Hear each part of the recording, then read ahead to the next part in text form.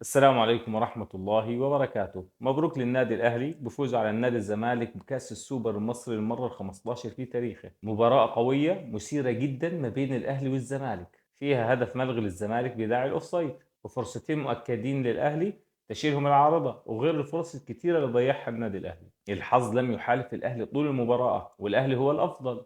والزمالك عمل مباراة حلوة، الزمالك بدأ يتحسن. أنا شايف إن الزمالك قوي جدا وبيجي ند قوي للنادي الأهلي. هنشوف منافسة قوية السنة دي ما بين الأهلي والزمالك، وكمان ما بين بيراميدز وسيراميكا. أنا شايف إن الدوري المصري السنة دي هيكون قوي جدا. الشوط الأول أول ربع ساعة كانت المباراة رايحة للنادي الأهلي، في هدف مؤكد انفراد تام ضيع الشحات. الزمالك لعب مباراة حلوة، كان برضه ند قوي. كان الشوط الثاني للزمالك، وكمان الوقت الإضافي كان ند ما بين الاثنين.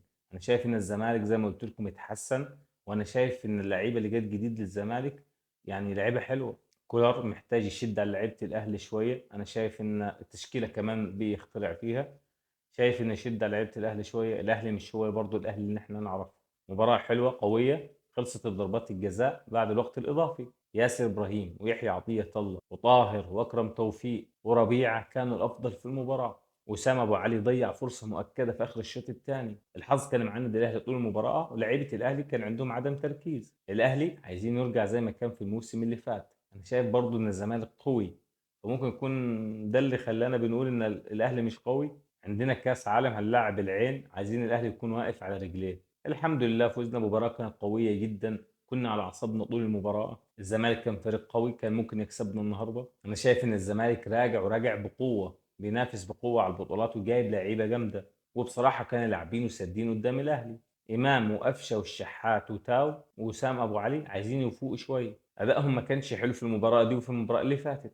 انا شايف ان المباراه دي اقوى من مباريات كاس السوبر الافريقي، فيها فرص بجد، شفنا حماس، فيها اداء حلو. الشوط الاول كان للنادي الاهلي، كان المفروض يسجل فيه 4 اهداف، اتنين انفراد وسام ابو علي وحسين الشحات. شوطين، واحده في القائم واحده في العارضه. الشوط الثاني زي ما قلت لكم كان كله للزمالك. وهي دي متعة كرة القدم، لما يكون في منافس قدام الأهلي ويلعب زي ما الزمالك عمل، والأهلي بيحب المنافسة. والشوطين الإضافيين كان متكافئ ما بين الاثنين. الزمالك بيلعب حلو في خط الوسط وفي الدفاع، لكن في الهجوم لا، في الثلث الهجومي مش حلو خالص. والأهلي هيقابل العين في كأس العالم، واحنا عندنا الدفاع بطيء. ماتش زي ده كان ممكن تتغلب فيه لولا الشناوي تألق في ضربات الجزاء. الأهلي طول عمره الأقوى وقادر على أي تحدي. هنشوف الأهلي أحسن إن شاء الله، وهنعمل بطولة حلوة في كأس العالم بإذن الله. محتاجين إمام عاشور يفوق شوية، وسام أبو علي يرجع زي الأول. ضربات الترجيح كانت متكافئة ما بين الزمالك والأهلي. الشناوي صد اتنين، واحدة جت في العارضة، وفزنا بكأس السوبر المصري. شيكابالا حبيب الأهلي وحبيب الزمالك من النهاردة هو السبب اللي خلانا نفوز بمباراة.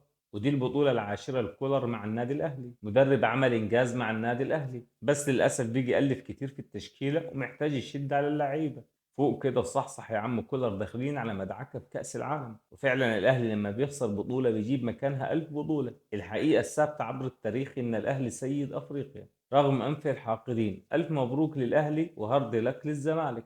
وخد بالك كل المدعكة دي ولسه الموسم ما بدأش. أمال لو بدأ هنعمل فيكم إيه؟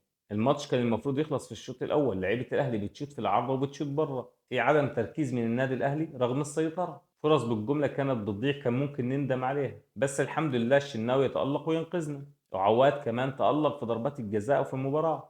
إمام عاشور مش فاهم في إيه، هو نسي الكورة ولا إيه؟ الشحات برضو كان أداء صفر، وسام أبو علي كان برضو أداؤه صفر. التركيز مفيش خالص، مفيش تركيز، حتى تاو مفيش تركيز.